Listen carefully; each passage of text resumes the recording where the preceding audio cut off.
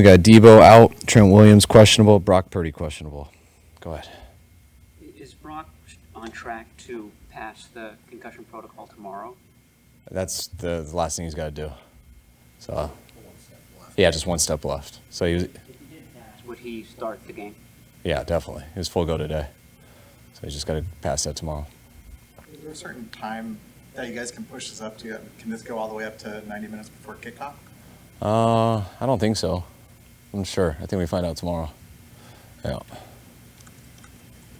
Was he able to, you said he was full go today, was he able to push himself throughout the week and just do the normal workload? Yeah, nothing's been different.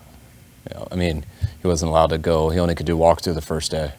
So he missed a couple periods with that we had helmets on versus D.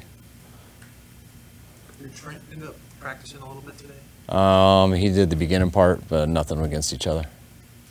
How's he progressing back? Better than last week, but still not sure. It's got to improve here in the next 48 hours. He can go up to kickoff, though. He was not practicing, but how is he doing? He's doing good. I mean, it's a little fracture, hairline fracture in his shoulder, so we got to wait for that to heal, but he's healthy enough everywhere else, so he's conditioned and working out, doing well, and hopefully that'll be good after the bye week. Beneficial at all to have the guy that sat in the quarterback room with Joe Burrow for the last 2 years simulating him this week? I mean, to a degree. I think defensive guys draw what they see on tape and try to tell the quarterback where to go with the ball, what they see on tape, and it's nice when they tell someone that the guy actually knows whether that's right or wrong. You know, that's just our interpretation, so he can actually say, no, they don't go to that, we're going here, and things like that. So that's always a benefit to have. Steve Wilkes, I was talking to us yesterday about taking responsibility for that zero blitz call. What has your conversation been like with him throughout the week?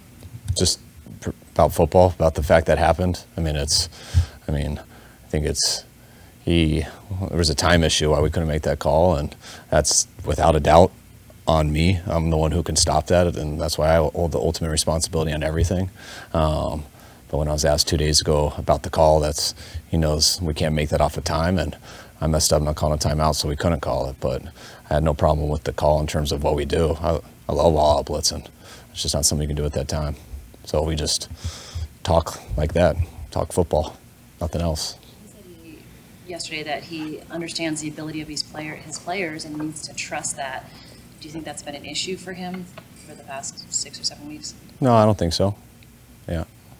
Zach Taylor told reporters in Cincinnati that while he was with the Rams, he would watch you guys closely, and he said that he's the 49ers was kind of a template as to what he wanted in terms of the progression, and sure enough, they went 2 rough years, and the third year they were pretty good.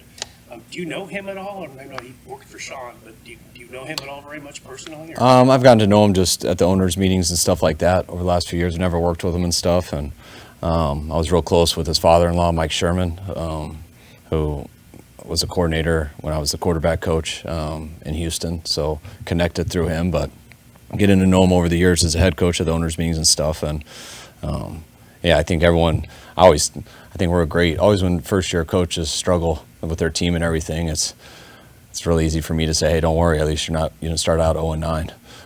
So I can always give that support to people, and my wife can to their wives and things like that, but he's done a hell of a job from where they've come and where they are now, and they're one of the better teams in this league over these last few years. With Trent, how do you kind of weigh, if he plays Sunday, he will have that bye week to get back, versus if he doesn't play, he gets all that time plus the bye week to come back? You weigh all that in. I mean, that could be the reason you don't. It also could be the reason that we do, in terms of, it was a lot harder last week because we felt if he did go, there was no chance at this week. Or we definitely don't want to hurt him 2 weeks from now. But he also has 2 weeks to recover as opposed to 5.5 days to recover. So we weigh all that into account. Given the fact that the concussion happened on Monday, was there any thought about just, letting Brock have this week off and so take that decision out of the equation? If there was a decision, based off of how he is and stuff. But to me, that wasn't a decision because how he's been throughout this week. And now that's why he's going to have a chance, and we'll see how the protocol goes tomorrow. You guys haven't lost here in over a year, Kyle. So after that Chiefs game, was there any kind of emphatic message about not putting anything like that on the on your guys' home field again?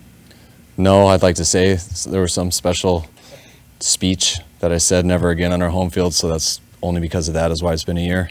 But no, it's never really like that. You just, when you lose, you try to when you win too, but especially when you lose, you got to keep focusing. You got to keep, everyone goes through it at times in the year, and usually teams kind of fall behind and turn into the majority of the teams, or you get better and you hunker down and you get better at football, and usually that leads to wins. And I think that's what we've gone through here in these last couple of years, and especially up to that Chiefs game.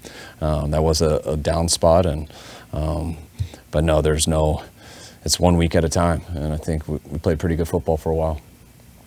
Yesterday, Christian McCaffrey said being here and learning from all the coaching staff and you is like being a kid in a candy store. How much do you find it more enjoyable to coach a guy who just finds so much, like he's a fan of the game?